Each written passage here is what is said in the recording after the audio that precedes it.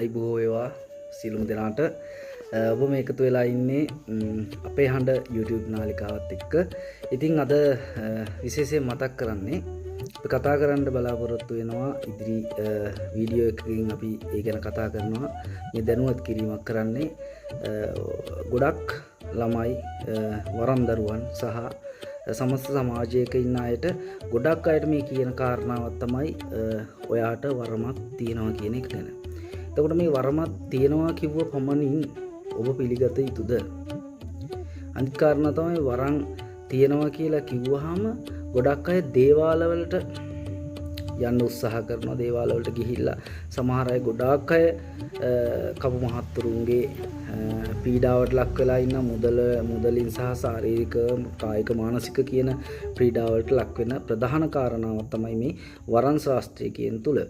වරමක් තියෙන කෙනෙක් කොහොමද මේ වරම සුද්ධ කරගන්නේ සහ මේ වරම කොහොමද පරීක්ෂණයක් පවත්වාගන්නේ, Tamanටම කොහොමද පරීක්ෂණයක් පවත්වා ගන්න පුළුවන් කියන එක ගැන මම ඉදිරි වීඩියෝ එකකදී ගේනවා.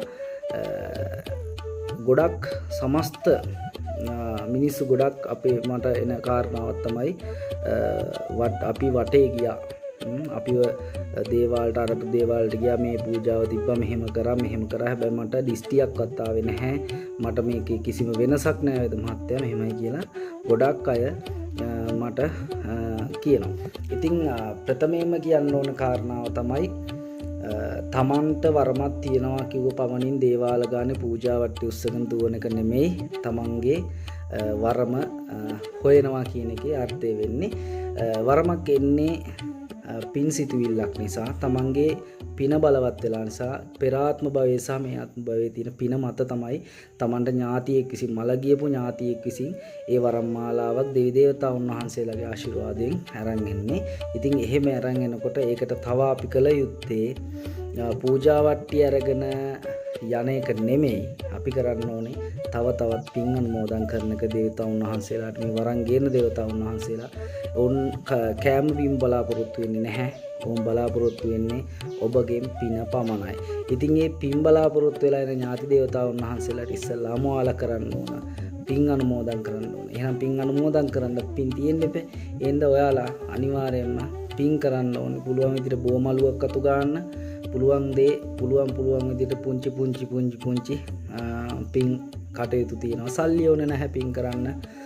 තමන්ට හැකි පමණින් මේ කාල සීමාවේදී මේ ව්‍යසනය ආපු ව්‍යසනෙත් එක්ක ගොඩක් අයට පින් කරගැනීමේ හැකියාව තියෙනවා. ඉතින් මම මොනවද කරන්න ඕනේ කියන එක කියන්න ඕනේ නැහැ. ඉතින් තමන්ට ගිහිල්ලා අන් අයට උදව් උපකාර කරන්න, ඒ පින් අනුමෝදන් කරන්න, දේවතාවුන් වහන්සේට මල් වට්ටියක් කරගෙන පන්සලකට යන්න, තමන්ගේ බුදු පහන ගාව සුද්ධ වූ විදිහට මල පහන පත්තු කරලා ගිලන්පස ටිකක් අනුමෝදන් කරන්න. ඒ වගේම තමන් කන බත්පතෙන් උදෑසන ආහාර වේලේ සිට දිවා ආහාර වේල, රාත්‍රී ආහාර වේලකින් 3 වේලක් අපි ගන්නවා. ඒ 3 වේලටම කෑම ලෑල්ලක් ගහලා කුරුල්ලන්ට, පාක්ෂීන්ට, සත්තුන්ට තමන්ගේ මුදුනෙන් බත් ටිකක් අනලා දාලා වතුර පොඩි කෝප් එකකට වතුර ටිකක් තියන්න. එතනින් පටන් ගන්න පින. ඒ පින අනුමෝදන් කරන්න ඔබගේ දේවතාවුන් වහන්සේට.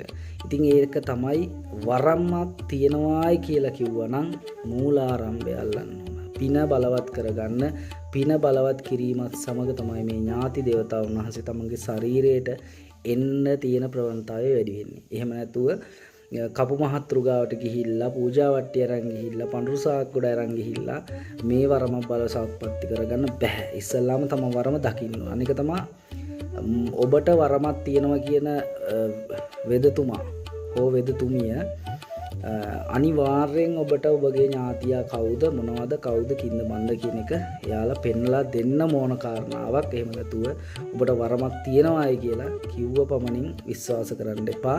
මොකද මේ වරමක් එනවා කියන්න පුළුවන් නම් ඒ වරමින ඥාතියා කවුද, එයාට කරන්න පුළුවන් මොනවද, එයා මොනවා හරහා දෙන්නේ, කවුද එයාව නියෝජනය කරන දේවතාවුන් වහන්සේ කියන එක පිළිබඳව මනා දැනුමක් තියෙන්නත් ඕන. ඒක තමයි මේ වරන් ශාස්ත්‍රයට සියල්ල කළ නොහැක. ජීවිතයේ සියල්ල කළ නොහැක. එකිනෙකාට එක එක්කෙනාට එක එක විදිහ තමයි වරන් වල තියෙන්නේ.